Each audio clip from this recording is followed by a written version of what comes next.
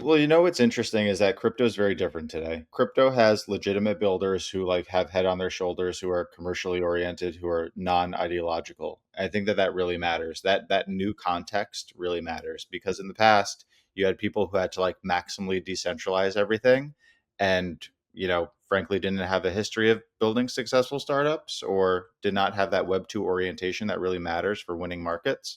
Quick shout out to today's sponsor, Algorand. We'll hear more about their AlgoKit 3.0 and how it's built to supercharge your app development on Algorand later on in the episode. Nothing said on 0x Research is a recommendation to buy or sell securities or tokens. This podcast is for informational purposes only, and any views expressed by anyone on the show are solely our opinions, not financial advice. Boccaccio, Ryan, and our guests may hold positions in the companies, funds, or projects discussed. What's the bit?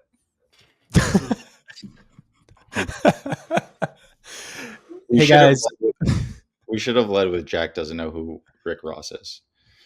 Yeah, that is wild. Now it feels a little forced, but this is a real question. Like, if you had to pick an age cutoff to where it would be expected for somebody not to know who Rick Ross is or understand that meme. Like, is he at that age or is it I think 18. Lower? I don't know how old Jack is, but I think 18 and below, you don't have to know who Rick Ross is. Above. The pear bit, I eat pears and shit now. It's internet, yeah. Shout out to the pears as internet lore. Like, you have to know who Rick Ross is. Yeah. Maybe we're showing our Jack age. also doesn't have the internet. That's true. He uses a flip phone. So I think that's a bit, though. I think he has the internet. I think he has like a pretty intense iPad in his back pocket at all times. Doesn't make any sense. How can you not have the internet? As a journalist as well, he's just gonna get out-competed. Is it for a bit or is it like? It's a pickup tactic. He's hitting on women saying, hey, I could never even, I'm very unavailable, man. You can't even reach me. You got to call me. Who calls people anymore? Exactly. Works. Playing hard to get. That's more intimate. I guess that makes, maybe they like that. I could see it. All right, let's get into it. Hey guys, welcome back to another episode of 0x Research. Today I'm joined by the classic OG Analyst Roundtable crew. We've got Boccaccio, my other co-host, and Ryan Cashflows Connor is back on the pod after a long time coming. He had to step away for several months. He said it was too much. He couldn't take it. His brain was overloading, and now he's back. We've got the three-man back in action. How you guys feeling? Yeah, I'm really excited for this threesome. Ryan couldn't come because he was doing a lot more work, but we finally got to convince him to come after he went on Jack's podcast instead of coming on our podcast. So we finally managed to. My biggest realization finally appearing on podcasts is that it's really hard to have takes all the time, and you end up forgetting what you believe. And I needed to dial it back. You just have to make it up. I think you need to be, if you're a host, you have to be reactionary. But if you're like a regular human being, I think you should have consistent takes. I don't know how you do it, Dan. I think it's fair. You have to be on top of all of the current events and have an opinion, or if not having an opinion, at least understanding what's happening, which, I understand. It's hard to always be on top of stuff. But maybe before we get into the stuff today, we have to, as always, talk about permissionless. It's coming up end of June, about a month out, maybe a month and a week out from now. So getting close. As you guys know, 10% off tickets, 0x10, link in the description, use 0x10, the code. Everyone here on this pod is going to be there. Everyone here on this pod will probably also be in the dunk tank. So there'll be an opportunity, if you make it out, to potentially drop some of us into the water. And we'd love to see you there. The permissionless is kind of like, maybe this is crazy for me to say, but like the Blockworks event, if I'm going to be so bold. And it's a great time to come out, see people from around the industry, chat with folks on the research team and the Blockworks teams, and kind of mingle. Yeah, that's a great introduction. And starting post-conference in July, we'll start talking about how DAS is the conference to go to. And then we'll repeat it every 3 to 4 months. But I'm excited. Sorry, Ryan, please go. I do think that permissionless is extraordinarily high quality. Like Bennett's very good at curating content, and at the last permissionless, like everyone, like the rooms were still packed at the last talks, which is you'd never see that. And then just the guest list, both the attendees and the people on the panels are just like ultra high quality. So and we're doing it in Brooklyn, and Brooklyn is great. Sick. All right. You guys know this shtick. It's 0x10, 10% off. Link in the description. Get your tickets. We'll see you there. We'll all be there. We want to see you there. Let's hop into it. I think big thing is just like brushing through kind of some of the market action is, Bitcoin is like back up testing highs again. Like there's exuberance in like on-chain stuff in the trenches again. It seems like it's been a lifetime since people were doom and gloom and like everything was going to zero. And now like Bitcoin is back basically at its all-time highs again. I don't know. Do we have any other big takeaways? We don't have to get super into the macro stuff. I think it's been a lot of like, oh, tariff boogeyman, and then that kind of like went away, and now we're back to being excited about markets going up. Is there anything else big I'm kind of missing there? I don't think so. I think Ian brought this up on the last time we had on, and I've been like paying extra close attention to it. There are a lot of passive flows going into Solana some way or another. Like it's either validators buying up Sol, or like I guess non-validating companies buying up validators and then seeding in more Sol by purchasing it in the open market. Apart from that, like Hyperliquid has a consistent buyer as well in the assistance fund. We can discuss like if that's good or not, and that's I think like a personal opinion to have. And then Bitcoin obviously has strategy, and there's more and more coming out. Like I read that the Japanese company or a Japanese listed thing called MetaPay that bought Bitcoin recently. So the general gist of this is that there are like pretty clear, I don't know if insensitive, but like at least neutral buyers for the large assets. I'm sure there's some for Ethereum as well. I think last week they actually had positive inflows on a few days, which is rare for Ethereum. Mostly it's been outflows. I don't have any commentary on the larger market, like the past few days where there was a fake out. But in general, I think there are, like historically, it's always been money out of crypto into US dollars, in the sense that there were linear unlocks and people selling tokens very heavily.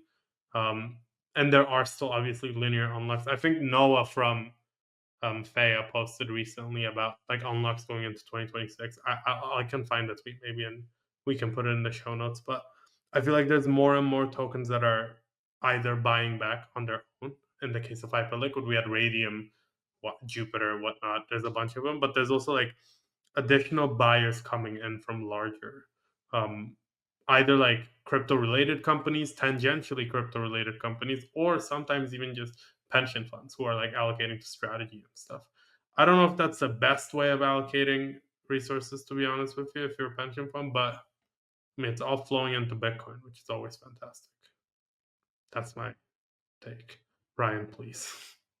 Yeah, I think the summer, like we've seen investor allocator surveys where investors are, or sorry, on the allocator side, it takes them many months to spin up a portfolio and do the due diligence on fund managers, and it takes a while for the fund managers to raise. And the survey data showed that allocators were targeting the summer to deploy capital into liquid token funds and venture funds. So it's just a lot of like we've been saying it for the past few months. There's just like a lot of positive things ahead. The macro, I think, is the only thing I think that matters in macro is AI. I think if you're going to anchor on the tariff stuff, like sure, like maybe you'll trade around some wiggles, but AI is really the only thing that matters there long term, and that's fantastic so far. And then the regulatory floodgates are open for TradFi capital come to crypto, and it's it's near term, so very bullish. I Love it. will say Oh, go I ahead. wasn't expecting us to go up this quickly, this soon. It was that pivot, right? Like that's why I think Trump scared the market. He added, you have to add risk premium to or you have to discount what's going on in the market. Like it was a huge moment of uncertainty for a lot of players, and you had to shed assets, or sorry, you had to shed risk, and then almost 180, right? Yeah. And it's looking that people are getting the approach on tariffs that they want, which are targeted and lower. Um, and the man's reversing course. So it was solely dependent on that. I think if he hadn't, we would have had some chop for a while because that Liberation Day stuff was just it was absurd. So I'm glad that cooler heads prevailed. Yeah, there was a very big pivot away from like what I think the market was pricing in terms of like some kind of austerity amount of things with proposed or like expected cuts from Doge plus tariffs plus a lot of other things combined. And then we see that completely reverse course, and then now we want a big beautiful bill with lots of tax cuts and things. So it's completely in the opposite direction. And so yeah, I think what you're saying makes sense to that point, Ryan. That the kind of the risk assumptions are totally different now than they were a month and a half ago. It's almost like COVID when the world shut down and then everyone extended their revolvers and then the government gave everyone money. It's like so you had to flip based on the new information very rapidly. That's how it seems, and it seems. I agree with you, Bach, as well. On the other point of like just not expecting the markets to kind of rocket right back up to where Yeah. they were essentially. So we'll see how things go from here. But yeah, it's been pretty surprising so far. Whether you're building DeFi protocols, enterprise solutions, or next-gen dApps, AlgoKit has all the tools you'll need to build faster, safer, and smarter on Algorand. AlgoKit 3.0 now offers native TypeScript and Python support, visual debugging, and seamless testing. Build, test, and deploy with tools designed for speed and simplicity. Start building with AlgoKit today by following the link in today's show notes. This episode is brought to you by Ledger, the global leader in digital asset security. Celebrating 10 years of innovation, Ledger remains the most secure hardware wallet for your crypto and logins, trusted by 7 million users and securing 20% of the world's digital assets. Follow the link in today's show notes to grab your Ledger now. As always, investments in blockchain technology involve risk, terms and conditions apply. Do your own research. Another one that I think, like a topic, I think today that has rocketed up into the attention sphere and kind of came out of nowhere as well is this Believe app and internet capital markets coming right back to the front of the conversation. So I kind of want to preface this discussion with, we saw this pop up a few months ago, January, February, I want to say.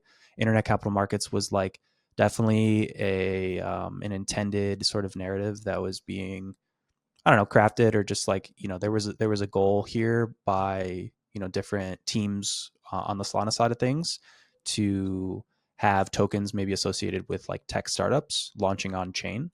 And the initial wave of that, we saw like a lot of the AI related tokens, and I think Jelly was probably the big one that people sort of coalesced around back in February, I want to say, around this idea of like a tech startup launching a token on chain, people trading that, and then that like, it's like an innovative new way for them to raise some cash for this idea, but also for people to like kind of have upside on the potential for this idea to do well or like, gain some virality.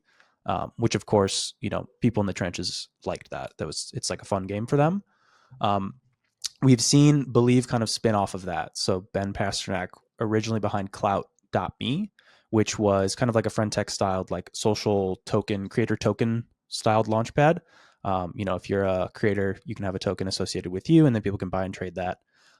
Pivoted that idea completely to now Believe, and it's a similar thing. It's a launchpad. You create tokens for these ideas, but instead it seems the main goal here has been taking this like cohort of like Web2 startup focused creators, or founders, maybe is the right word here, getting their ideas, kind of maybe vetting them a little bit, having them launch tokens associated with their ideas, and then letting people trade those on chain. And it's in its past couple of weeks, it's done some crazy numbers. I'm going to pull it up, but I think the big like question is, one thing that's clawing at me is when this idea first came to the market, it people were just launching tokens on Pump Fun, And I think clearly there was a need for some additional like parts and pieces, like maybe the pump fund design wasn't enough for this particular use case. And it seems like Believe kind of spawned out of that. I'm curious what your guys' takes are there, and like, getting at the inspiration of Believe and like what Ben is doing. How do you feel about that notion? That Pump kind of maybe fumbled the ball a little bit. Yeah, I think permissionless listings only go so far. I think that Pump has achieved incredible PMF. But it's a very specific PMF. I do believe it's a crypto native game of chicken that people are playing, and that's the thing.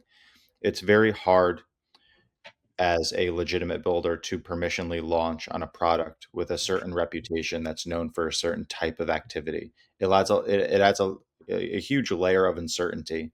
If you think of any project team who wanted to spin up a token with the pump at the end of the address, now is not the time for that, right? You're actually adding complication to your launch, even though it is perhaps easier and more cost effective. So I think believe TBD if it'll work. I'm hopeful, and I think that there's a decent probability that it will. Um, but to for Believe to add that curation layer is that critical wedge that they needed to kind of it's step one in the right direction of like making this work. So could Pump have done a curation layer for this type of activity? Like totally. Um, they totally could have. They perhaps they still can. It'll be interesting to see what the response will be. There we go. What is this? Oh yeah. Do you want to Yeah. show the 100% chart so I feel like it's a bit clearer? Yeah, let's pull that up. So just to qualify this data, we're looking at meme coin volume by origination. So seeing how much volume is being traded on these different platforms. So obviously Pump Fund had a majority of basically the market here up until recently. And obviously there's another story and we've talked about Radium Launch Lab and Bonk Fund. That's been another piece of things here, but you can see Believe app shot up here, took up nearly a third of, actually almost 40% on May 15th of meme coin volume from these different launchpad sources, and cut into like Pump Fund's dominance, like majority dominance of meme coin origination volume for the first time ever. The combination of them and Yeah. Bonk Fund essentially. Can I Ryan, I'm gonna unfortunately disagree with you. You know how much I hate doing this, but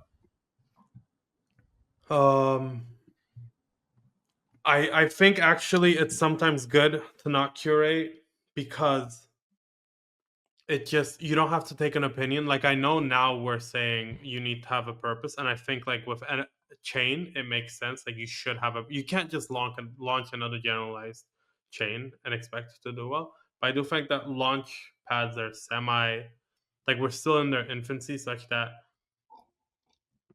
I think it's probably good to just allow anybody. Like the market is much larger for just launching random shitters, as opposed to launching a token startup that can be curated. Um, so I don't know if I had to disagree with you on this, because I feel like that's exactly what you said as well. But one thing, okay, with Launchcoin, I think it probably inevitably dies out, and I think we're already kind of seeing it. But I do think that the idiots who are saying, oh, this was just like, this is clearly not going as intended at this point. Half of the memes that did really really well were like joke memes, where it's like, this is a startup, invest in my startup. But the general idea that you can just launch tokens to fundraise, or like to get capital allocation onto your idea makes sense. And will it happen on launch? Will it happen on Believe? Probably not, because the first iteration is always dog shit, and it's always co-opted by idiots and extractive people. What? Am I wrong? Am I wrong? No, it's just funny. Why? Box iron rule of markets. The first iteration is always co-opted by idiots. No, but it's true. Like if you think about it, the first iteration of every single crypto product is dog shit. And then the second one comes and it's better. Like, you can think about anything that you want to think about in crypto. DEXs, lending, staking providers, they're always, the first iteration fails. No matter how legitimate it is, they always somehow fail. And it just makes sense. The second one is just better than the first one because it learns from the lessons. This isn't a hot take. Yeah, I think this is just he's making a natural statement that products get better over time, which Yeah. I agree with that statement. Believe is the first to do this specific model, right? Like Yeah. they're focusing specifically on the Web2 startups and having them launch their Yeah. tokens. So like there's definitely a chance to improve that, but So I'm correct. I thought we had all agreed on this very clear natural observation. Well, what's interesting is that crypto is very different today. Crypto has legitimate builders who like have head on their shoulders, who are commercially oriented, who are non-ideological. I think that that really matters. That new context really matters because in the past you had people who had to like maximally decentralize everything, and frankly, didn't have a history of building successful startups or did not have that Web 2 orientation that really matters for winning markets. So, I don't know much about the Believe founder, but he seems so far to be a little bit more Web 2 native than crypto founders have been historically. And I think that that's really important and impacts the probability of success. So, yeah, I do agree that the kind of perhaps the V1s have always been bad in Yeah. crypto, but it's a new market. So Yeah. I think it's likely that that changes. I agree. I want to say I agree with you, Bach. Like there's some improvements to be made. It can be made better. But what I will say is like I mean it's only been what 2 weeks maybe, and maybe 1 week in the spotlight. I mean I'll give Pasternak some credit for being like fully Pasternak mode right now. That like people are posting like here's how you can make this better. Here's how you can make the discovery better. Here's how you can make like people buying early better. The launchpad, the auction mechanism, etc. better, and they seem to be semi-responsive to that. I think the biggest thing for them is just going to be if he has a big team behind him, or if he's hiring more people now that he's got some traction and probably a bigger war chest now, iterating this product really quickly, because the people who are in the trenches that are trading these tokens and want big outcomes, they want to see action like today and tomorrow and the next day. And if they don't see feature shipping, then you're right. I think it'll be okay. What's the next new product to bid on? Okay, I just want to say we cut me off when I was saying it was dog shit. But what I wasn't saying that Believe is dog shit. I was just saying the first iteration of these ideas just never work out. The market isn't ready yet. No one has actually like understood. The thing is that legitimate builders or like people who want to legitimately engage with a product take longer than 2 weeks to engage with the product, like to engage with that sort of idea. So the first 2 weeks are people who are just like trying to make a quick buck. Versus after that, like that idea, somebody picks it up and says, wow, like we can actually make this work. Internet capital markets could actually be something that is very sustainable. And then in 3 months or 6 months, we'll see a better iteration of it, is what I wanted to say. This can be from Pasternak and Believe, or it can be from a completely different team. But I think that logically makes sense. Like the first, even if you think about Telegram trading bots, I mean, they just got much, much better over time. Staking, like they're on Solana, let's say, like it was Marinade, not bad. Jito, much better. Like they get an idea, 3 to 6 months later, they just develop it, and it just ends up working out better. That was my whole point. Not that Believe is auction. I don't think Believe is a great app. I don't. I'm not particularly like happy about how they approached it, but I think it's a fine app. But the next iteration, either by them or by other people, where they serve like their intended clientele, might be better, if that makes sense. Let's talk about that. Like that's what I'm pretty interested in here. I think that the go-to-market is very interesting on the supply side, where you're kind of targeting these Web 2 founders, where like a $250,000 equity outcome would be a fantastic outcome.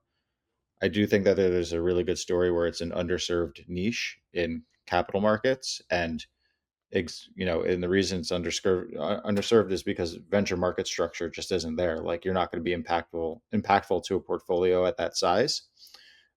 So who should fund that? Arguably, it's retail, and arguably, they cannot. because of current regulations. So like believe like really like I think steps in like has an interesting wedge to and like could be very successful on that thesis. But I don't know. Do you guys see problems with that? Because at the end of the day, like there are a lot of indie devs out there and none of them make money. So are there going to be enough interesting new Web 2 indie devs coming to market that you could keep people interested? I think that's a big open question. Bach, you're dying, you're itching. You're raising your hands, both of I them, was over just and gonna over. say, I think on the retail side, it makes more sense for them to like use something like Echo or Legion to invest. Like I think your returns are. I think being able to invest on the retail side, like on a smaller ticket size, it makes more sense to invest in like I guess more established or like legitimate founders. Although I don't know what it's going to look like in 6 months. Like the indie devs that might be amazing and choose to instead raise through other platforms. On the supply side, that's the difficult bit. Like the thing is that crypto has historically pulled. And Ryan, you know when you say like we don't need ideologues, like people who are like maximally decentralized. The thing is that crypto appeals to that niche, and it's very difficult for us to pull in devs who don't appeal to that niche, who are also like going to stick in it for the long term. I think we're just getting there now because people still haven't recognized how much money there is in crypto. Like you said, retail should fund it, and they can. Like in crypto, historically, retail just doesn't mind spending money on dog shit. Um, but we just haven't gotten that like flow in yet from founders and devs. And the flow that we have gotten is from like ideologues who have very like clear opinions on decentralization and who are like very privacy oriented, maybe, who don't like the way that the governments operate, et cetera, et cetera. And those people, like the top class of those people, if they have the ideology that like they want to pursue decentralization, they'll come into crypto. But apart from that, we usually just get like mid developers, or like lower tier developers, because the better ones will, I don't know, they'll get funding in like the traditional world, or they'll take a 800K TC at Meta and not do any work or something like that. If that makes sense. I think that there are, but again, I think that that's backward looking. I think that things are changing. I would say over the past, greater than 18 months, especially on Solana, you're seeing Web 2 people come poke around. And like, I think the market's coming to this realization that like you don't really need to make your app on the blockchain. You probably just need to issue the token.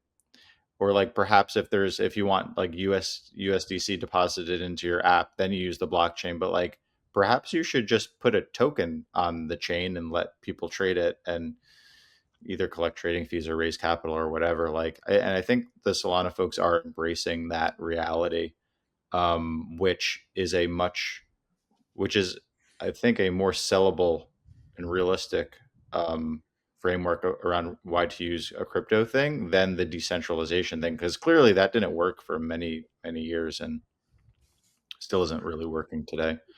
Well, I'd say the best product that we got this year happened because it's some guy who could have made a lot more money doing what he used to do, but instead was like, I want to build a decentralized alternative.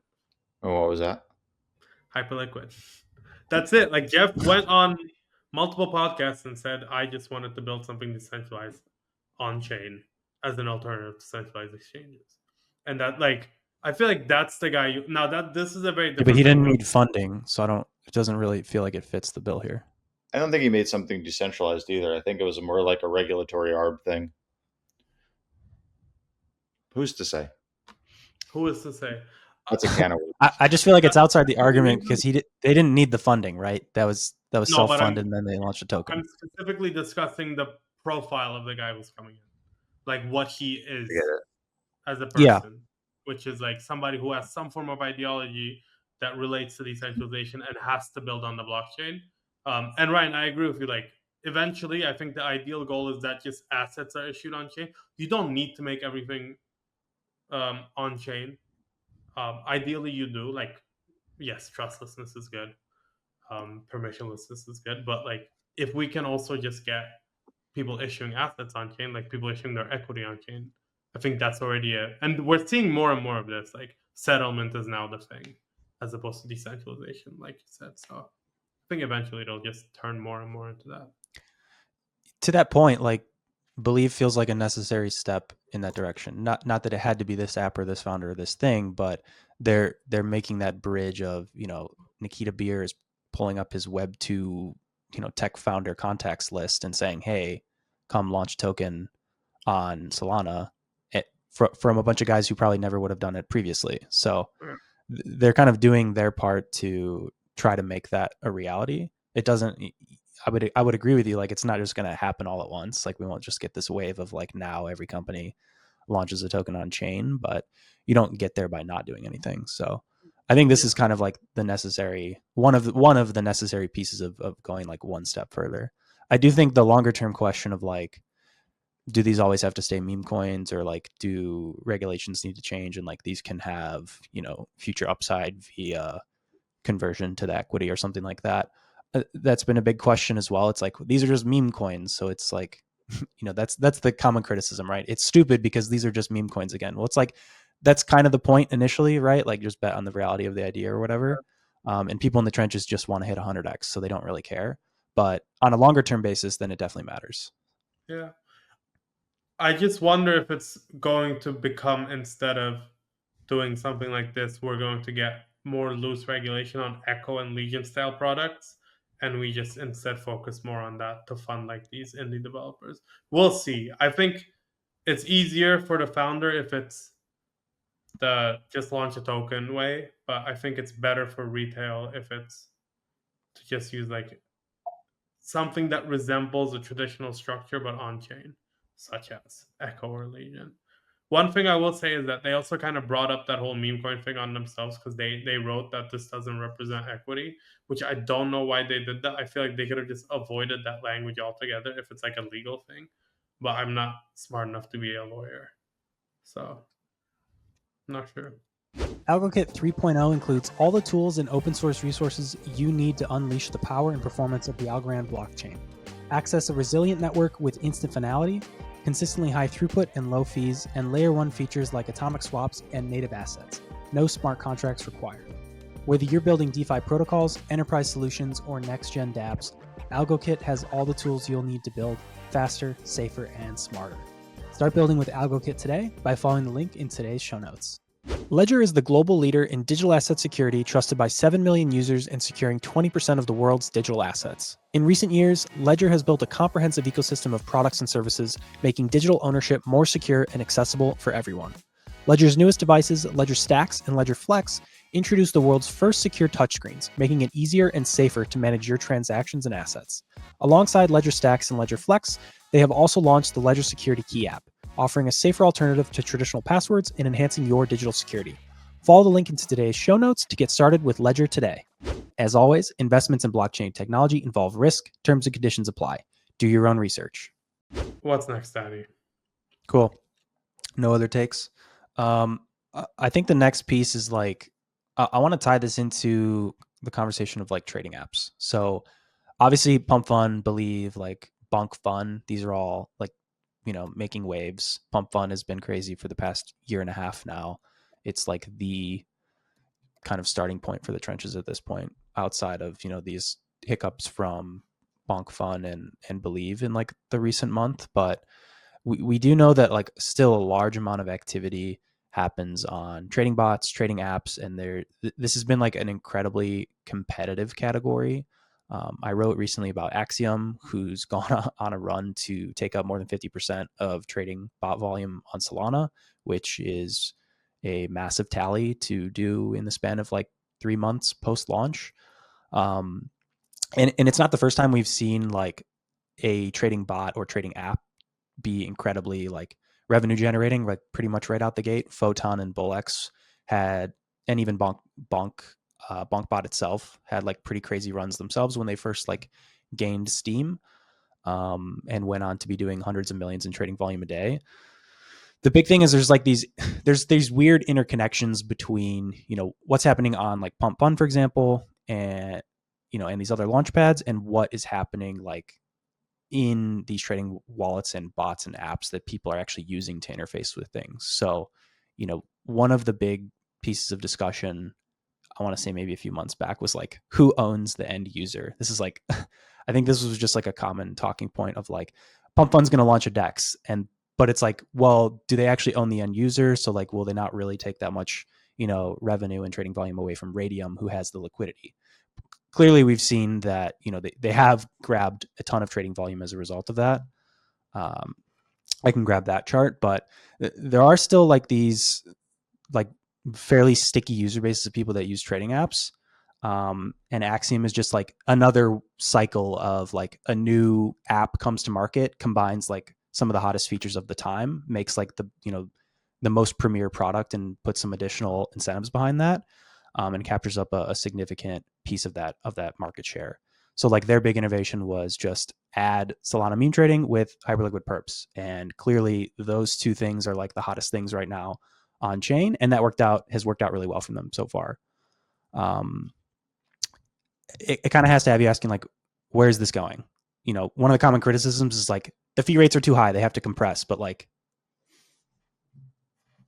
that doesn't have to happen right now or next month or next year. Yeah. I think as long as people are willing to pay them, it'll be fine. It seems like people are willing to pay them. And Axiom has lower fees than the others, no? Comparatively? Danny, please.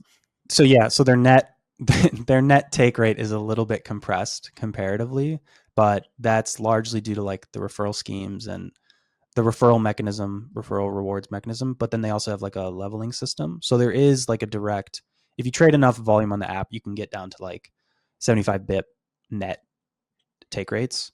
And most of the prior trading bots are probably like 70, 80 bips net take rates across like in general. So they have like they are giving a little bit more back to their users. I think we'll just see a decrease as, like, I imagine at some point, for example, Jupiter launches a well-working mobile app, or they like use their moonshot acquisition. They have a pretty good mobile app already. Yeah, I think the end state, what you want is integrations and state, and that becomes your moat. And I think these guys should. I think the plan is probably to become a wallet. I don't think these guys are dummies. And it would be interesting to know what percentage of on-chain trading takes place. I mean, I guess you could very easily figure it out. Like, it takes place on Solana and Hyperliquid. It's probably, upwards of, depending on how you want to count Hyperliquid volumes, that's like all the volume right there. Yeah, I mean, Hyperliquid has 80% of the perps volume, and then Yeah. Solana has God knows how much of the L1, L2 50, trading volume. 60. Yeah, 50, Yeah, 60%. it's a pretty significant percent. By what I mean by the Jupiter like mobile app is that there's clearly, like, people clearly have a better experience while using these Telegram bots, and it's either because they offer them a better like UX, or more likely it's because it gives them a slight edge. So I think if Jupiter says, hey, like, we should actually be capturing more of this user flow, or if a wallet comes out and says it before Axiom, etc., can, like, I think eventually competition is just going to drive them lower. Although I have been saying this for like a year and it just hasn't gone down. They just like mask it with referral fees now, I guess, like to lower the actual fee percentage. I think the next iteration is not wallets. I think the next iteration is trading apps, mobile. Like, I think that's where it's all. I'm surprised at how little. Like, I always say this: we have no mobile applications in crypto that are actually used. I know you're gonna say Jupiter has a mobile app, but it's like, who uses it? Everybody just uses Telegram, and I guess that's just like how we are wired at this point. Like, I'm always on my Telegram. I don't even use Twitter anymore. So like the information flow is right there. I get the contract address or whatever information I have, and then I either put it into PvP trade to long a token on perps, or I put it a contract address to whatever bot, Trojan mainly, to buy the token. I think eventually that probably will go towards mobile if we onboard more and more people. I feel like it's just Telegram is kind of unstable. They always force you to use ton for some reason, and then they change their minds. Also, it doesn't feel very secure to me to have it, although I'm not sure if it's very different if you have it on a mobile app. I just feel like the end state, like the winner probably builds out a proper terminal app for the phone where it combines Hyperliquid and Solana primarily, and then maybe adds other stuff. And that could even be an existing wallet provider. Like, I think Backpack acquired FTX US. I would imagine they do something with that. Like, they already have Solana, obviously. You can swap in the app. Why not also add FTX US for like your centralized exchange thing? I don't know. It would just make sense if your wallet provider to also do that. When I say wallet, I definitely mean mobile. Well, Definitely you should have mobile. clarified it. So Well, you should say mobile, Ryan.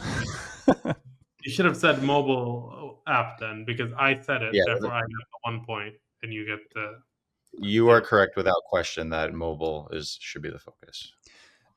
Some of the new launches that are not the successful ones, right, I'm seeing them launch with iOS, Android apps like day one from their releases. We've yet to see like, it's, I don't know if it's surprising from Axiom. The one thing that I've always said is just like, if you can ship the app now, like today versus 2 weeks from now, that you should ship it now because they've printed how much in revenue in the past 2 weeks that if they waited around, deving out the mobile app, they would have missed all that revenue. So it's like they can drop the mobile app next week and, they still made all that profit in the meantime. We'll see if they do. I think they certainly should. And I think, more apps should definitely trend in that direction. I agree with you though, Bach. Like, sure, Jupiter has a mobile app, but like I have Phantom Wallet on my phone and then I use Jupiter in the in-app browser on Phantom to trade on Jupe. Like I don't download the Jupe mobile wallet. Not yet. Maybe they'll convince me to change at some point. Yeah, they optimized for like the wallet, like the classic kind of wallet experience. I think that the important consideration in this market, it is, I think Danny make a great point. It is a prosumer market today. So if you want to make money, yeah, desktop probably comes first, then wallet to like kind of round out that experience and capture the whole relationship. And I think you've written about this in your prior pieces. Like you need advanced tools that traders want. It is a distinctly prosumer market, and the kind of V1 of apps, while they are quite profitable because they make it easy to trade, they've neglected those features. And yeah, we skipped to Jupe. So when we use a wallet, so yeah, and Pump is the same, right? Like it was a desktop app, and then they finally, after a year, they have a mobile app as well, because I think they realized the same significance, but they've, they don't have all the pro features available, like screening, all the different screenings and like sniping and copy trading and stuff. And so then naturally that has, that's ended up on these like trading apps. Yeah. One thing I will say is that there's also like a dangerous part here where teams, instead of like, if you're a trading bot, you should focus on Telegram. Everyone's using Telegram. It's the primary way of getting information. You should always have a Telegram counterpart. Like, it makes no sense to go away from the user, I think, which is what, and we were talking about this. What is that thing called? Vector? Yes. Tensor's product, which was vector.fun. I think they did it the wrong way because they were just so far removed from the user. Like, you have to, I know they aimed to do like a different style of a product, but it just wasn't. We're still, as Ryan said, appealing to the prosumer, not to like some random person who's just scrolling for, oh, my friend Danny bought bull, buy bull. It's not, we're not doing that. That's the latest money I lost. That's He the bought latest Goon Coin. I don't want to say Goon Coin on the bot. Although Felix was announcing it in multiple chats, saying, I'm a Gooner, bought Goon Coin. They went away from the user, which didn't make any sense. Like, you want to be on Telegram, what people are used to. And yeah, that's it, I think. There's nothing else. Like, I think, sorry, go for it, Danny. Yeah, I was going to say the other big thing I think is like, Ryan, your core thesis for the entire year is this whole multi-product DeFi approach. And like, that's the main thing behind Axiom, right? It's Sol memes plus Hyperliquid perps, and I think we're seeing that with a lot of these products now, like Pump Fund, Jupiter, Radium. Like pick your thing. They're all trying to horizontalize, verticalize, do a bunch of different things all at once.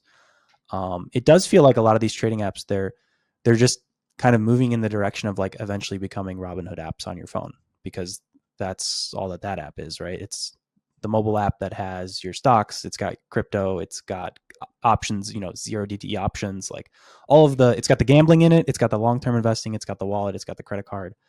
It seems like there's kind of an eventuality here for these trading apps to just like basically be a newer version of that and have all of the different types of trading, but also saving and yield and all these other DeFi related apps, actions available in one spot, and all the curation and other things too. Yeah, I think free markets tend toward highly centralized financial players and owning that user relationship. We see it in TradFi markets, and I think you'll see it at an accelerated pace in crypto markets. Actually, no doubt there's still going to be like little startups popping up here and there, but it just makes sense to do all your stuff in one place, and it makes sense that an institution, like if you have savings deposits, you should probably offer investment accounts because the money's already there. So yeah, the DeFi super app thesis. It's actually all one big game to become a DeFi super app. And Coinbase gets it too, right? It's like the Yeah. entire reason for having Base. So then they can integrate all these things directly into the exchange or in the like Coinbase mobile wallet app, which makes a ton of sense. I think we can call that one there. I think there's not a lot of arguments here. I think we're in pretty solid agreement on this idea. This episode is brought to you by Marinade. Marinade is focused on developing staking technology that strengthens the Solana network and connects SOL holders with the best staking rates available. With solutions for both DeFi and TradFi, including liquid and native staking, as well as direct enterprise integrations, Marinade's high-performance staking delegation platform brings billions in liquidity and security to the SOL market. To learn more, follow the link in today's show notes, and thanks again to Marinade for sponsoring today's episode. As always, investments in blockchain technology involve risk. Terms and conditions apply. Do your own research. One last topic that I think we're in agreement on, but maybe the broader community is not in agreement on, is around ETH, REV, how blockchains are or should, or people should think about valuing them. Can we please pull up And my funny tweet? Please. Can we do what? Pull up my funny tweet. Yeah, you can pull it up. What do you mean? He's asking me to do the work that he could do right now. No, dude, I'm pulling it up. I can do my own tweets. I'll open it up. I think by this point, people are aware that there's like this pivot going on in ETH culture. And if you want, go ahead, Buck. That's it. I just want everybody to read it. I thought this was a very fun tweet.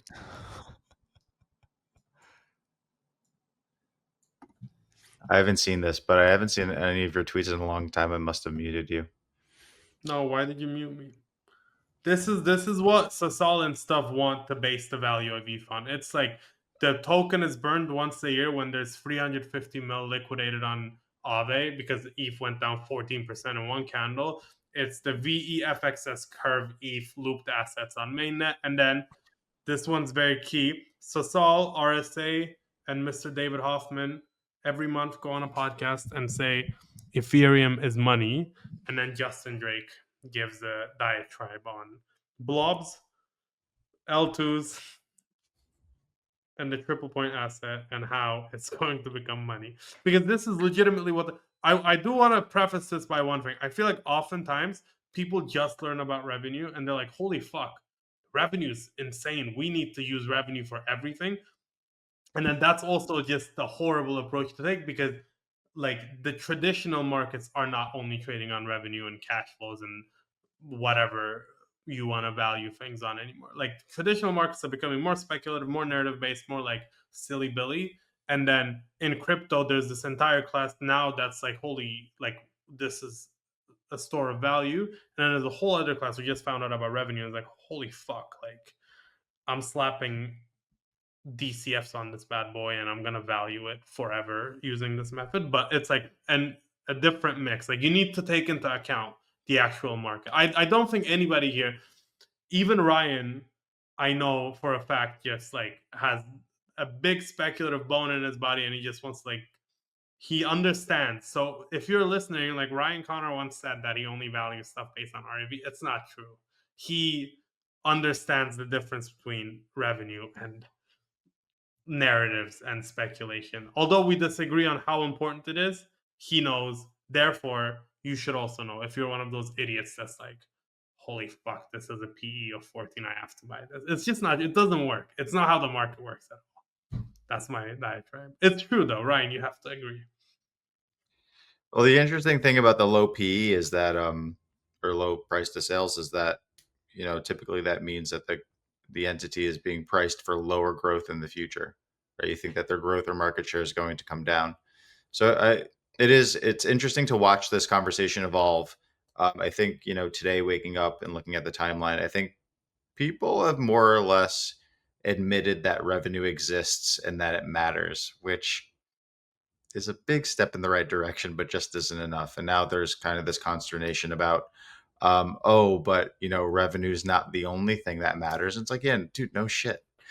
No one thinks that the trailing 12-month revenue multiple is the only measure that you should look at on planet Earth and consider it in the context of only itself and nothing else. Like, this all goes without saying. And I think the sad thing is that, we have to exert a lot of energy just to get the basics right, which, I mean, it's not like Blockworks benefits from, or it's not like the analysts at Blockworks benefit as investors from helping the folks who don't understand financials and don't want to understand financials understand them. We would actually be better off if they kept misunderstanding them, because that's the opportunity for alpha. So I don't know.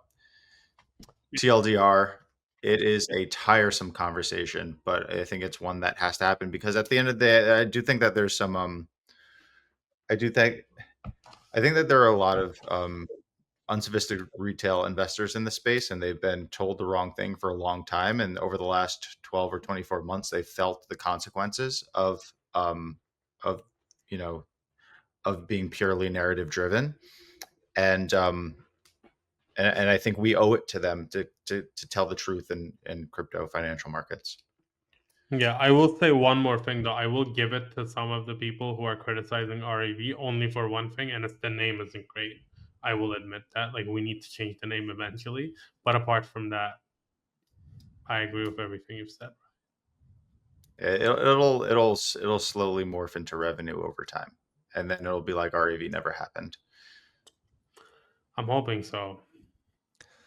Ryan, I want to know, you've been listening to you've been like speed running and hate listening through every ETH podcast and podcaster that maybe you like or don't like, but either way, I think you're pretty up to date on maybe where the hive mind is at, but also like where the maybe the research community is at as well. Like, how do you feel about the forward potential for Ethereum now that they've clearly shifted focus, right? Yeah, totally. So I should say that I do really like the ETH podcast circuit. I think that they are very good at what they do. They're really, like, I really just enjoy listening to the stuff, even though I might not agree with the conclusions, or I think that, emphasis is misplaced. It's fantastic content. So it's nice to be back and listening to ETH media. Yeah, I think that the most interesting thing, like, look, I've listened to all the official comms that have come from the EF people on the podcast circuits, and then the subsequent commentary from very important ETH people. I've been talking to Darren and Mark and others on our team who are ETH experts. The most interesting thing, up until today, is that in these official podcasts, the word revenue has not been mentioned once. It has not been mentioned once. There was this and there's these long segments of like how we need to tell Wall Street a story, like from the ETH perspective, and then they talk about the very complicated things that ETH is involved in, like L2s and blobs and censorship resistant things. But again, no mention of financial performance. So I like pretty conclusively, I think that they still just don't get it. I think that the evidence that the emphasis is misplaced, that and that they still don't know who they're selling to. I think that there's so other than simple window dressing and saying that we're going to do a lot more, um, they haven't they haven't learned the correct lesson in all this, which is you need to make money to sustain valuations. It's just so funny though that we like have this because I remember we had this conversation when I just started the pod, or Ryan, maybe when you first joined like the podcast circuit. Um, and like I was talking about it, and I was like, I'm actually really hopeful because Max Resnick is coming out and admitting some of these problems, so Ethereum might actually turn around. And then it's been what, like a year, maybe year and a half, and it just still hasn't. We're still just not there yet, where we're like recognizing it fully and saying we need to make a shift. There was a few months in there where RSA and David Hoffman were very clearly saying like, yeah, we really need to shift. Max Resnick is completely correct. Hasn't come up since then, although I haven't been listening to their podcast. This is interesting to see. My worry was always, and back then I also said this, is like, I don't think that a company dies if, or like, I don't think a company dies if they recognize their mistake and moves against it. Like, that's actually a good thing. But if they're just like infighting, it's kind of like, I imagine there's like CIA operatives within the Ethereum community that are like purposefully trying to distract each other from doing something that might actually be beneficial. So, because or else it doesn't make any sense. Like, it's been 2 years. How can this be such a long grind and arduous process to like realize, hey, the chain should make a little bit of money if the market wants it, and we want the market to recognize that the price should go up. We should Well, listen to they the haven't market. realized that. I think they still have not realized that. The official language is that we need to make the chain faster, and we need to make throughput increase, and we need better UX. But they will not acknowledge the basic reality that they need to generate a lot of fees, because the long term solution, or sorry, the long term plan is still to offload um, execution to L2s, and the long term plan is to still be like this blob layer rather than this execution layer. So it still shows this, it's a mission driven organization. It is not an economically driven organization today still. I had to pull this up. The CIA's old guide to sabotaging an organization. Whoops. And so they had some key steps here, and I just think it's relevant. Like some of the changes that you've heard folks talk about with the Ethereum Foundation now, changes that they're making for the better. But some of these things kind of, I think, come through. But some of this is like insist on doing everything through channels, never permit shortcuts to expedite decisions. Make speeches, talk as frequently as possible and at great length. Illustrate your points with long anecdotes.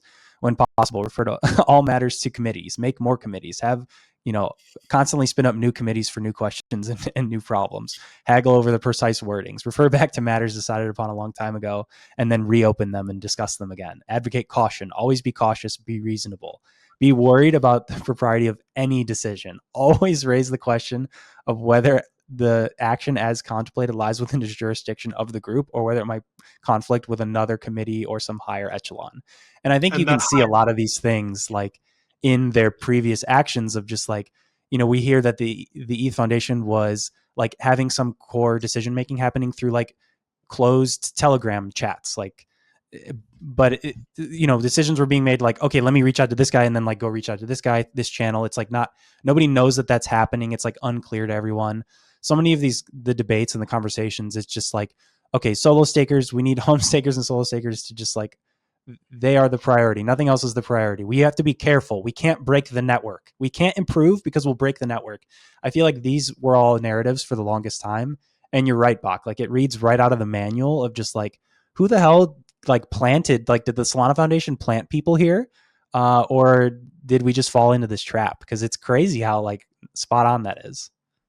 I do think one of the comments that Westy made, maybe on a morning conversation today, but was just saying how I think a lot of the conversation around like the ways to value the thing, like people are up in arms about REV and revenue and this, that, and the other thing. And I think some of it is coming to terms with like exuberance around previous valuations, and like maybe those didn't quite make sense when the narrative piece of that kind of bubbles away, and you're left with the non-narrative pieces of those things. And I think some of this is a reaction to realizing what maybe an appropriate valuation for something would be on a revenue basis, and working backwards and saying, well, that valuation isn't quite high enough for me in my bags, so let's go back to the narrative part, because that will really propel us higher, which in a sort of roundabout way I think kind of makes sense. But in a on like a long-term vision for like a tech platform, I don't know that makes sense. Well, I think you hit at it. The reason that you reject financials is because they don't make sense for what you're trying to do. It's the lack of objectivity in the ideological framing that forces these folks to reject common sense. Sadly, I think a lot of people are lying to themselves, and perhaps they'll realize that sooner than later. Perhaps they'll realize it after it's too late. Like we like ETH, right? Like we want it to do well, but you have to be realistic and objective. And I think that when you have a political organization, you necessarily lack the ability to do that. And maybe what's interesting is that, like, if we think of some of the other examples, your XRPs, your Cardanos, just pick any token that went to a crazy valuation in 2021 on, no real metrics or activity. There is like XRP has a clear opportunity, and like Ripple has an opportunity here to take that massive valuation that they have like clearly established a war chest from, and then like spin out businesses as a result of that and build something there. So there almost is this potential to have a fake it till you make it kind of opportunity in the space. And like not that ETH was fake. There was a lot of activity on Ethereum in 2021, 2022, 2023 until they shipped it all the way to the L2s. But they were making it, and then I think there was an insistence to start faking it at some point. But there's definitely still an opportunity to make it. Like it's still a highly valuable asset. The EF has a ton of money. All of these organizations that are ETH aligned have a ton of money. So they can make profitable businesses, and they can make Ethereum a very valuable thing. There's plenty of time.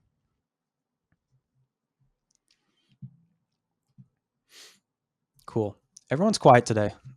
We get our points out, and then that's it. But I think there were some good funnies in there. I'm a bit worried about the CIA thing, so I was blown away by that segment. I think that you're right, Bach, and I know that you tried to save face at the end there. I know that you actually do believe this. No, I don't. I do not believe this. Do not listen to him. I do not believe this. Not going to. I know that you do believe this. I'm shocked by it. I think we have to dig into it more. I think perhaps a long form research report on who is Satoshi, who did he work for? Let's completely avoid this topic going forward. Let's never dig into it. Let's completely avoid it. No, this is crazy. The ETH guys, they figured it out. Max Resnick was a plant. No, but that was actually that was a plant. All right. Well, I think we can close it up there. Maybe another big shout out, permissionless, end of June 24th through the 26th. Be sure to be there, 0x10 for 10% off. Tickets, link in the description. We want to see you guys there. We want you guys to come and dunk us in the dunk tank. I don't even know if that's confirmed yet, but I'm going to keep saying it. I'm going to fake it until we make it. And the dunk tank will be there at permissionless in June, and we're all going to get in it.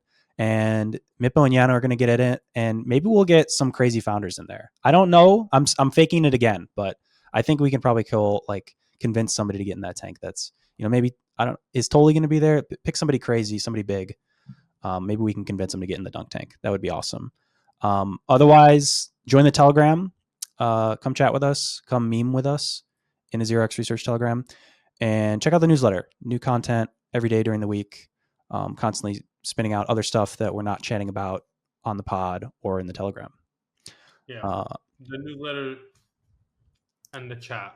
Very important. Permissionless is the most important, though, because I get commission based on that. So make sure to use code Boccaccio10 to come to permissionless. don't use Boccaccio 10. Use 0x10. That's a lesson. Always use 0x10. I'm not even shilling my own code. I want you guys to use 0x10. I want the pod to do well. I want the pod to win. We will see you guys next time. Bach, Ryan, it was a graceful return to the traditional 3-man. And we should all be back here next week. And we'll see you then.